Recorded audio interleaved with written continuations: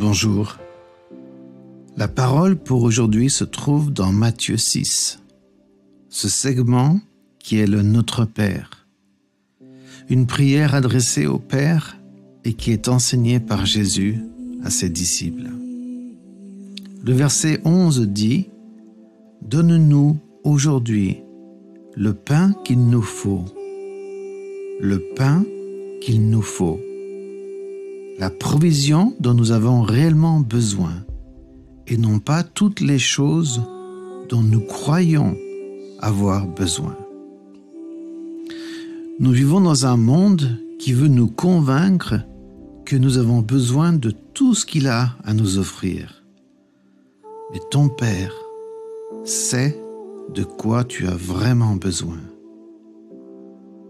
Le verset 12 poursuit « Pardonne-nous le mal que nous avons commis, comme nous pardonnons à ceux qui nous ont fait du mal. » C'est intéressant de voir que ces deux versets se suivent, mais ce n'est pas une coïncidence, car bien souvent, ce dont nous avons vraiment besoin, le pain dont nous avons besoin, c'est le pardon. Le pardon de Dieu, le pardon de ceux à qui nous avons fait du mal et aussi le besoin de pardonner ceux qui nous ont fait du mal. Quel cadeau que celui d'être pardonné par le Seigneur, d'être pardonné par un frère ou une sœur à qui nous avons fait du mal, et quel cadeau que de pardonner ceux qui nous ont fait du mal. Mais vraiment pardonner, pas une émotion, mais une décision. Parce que la pensée du mal qu'on t'a fait reviendra.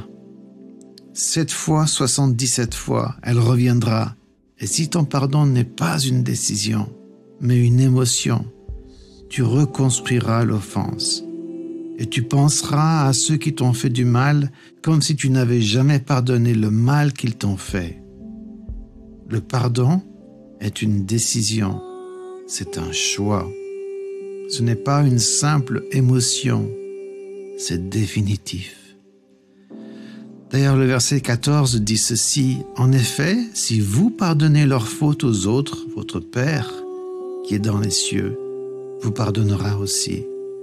Mais si vous ne pardonnez pas aux autres, votre Père ne vous pardonnera pas vos fautes non plus. » Lorsque tu pardonnes, tu es libre. Et lorsque tu es pardonné, tu es libre. Peut-être que tu m'écoutes et tu dis, je ne pourrai jamais pardonner, jamais. Laisse une opportunité au Saint-Esprit.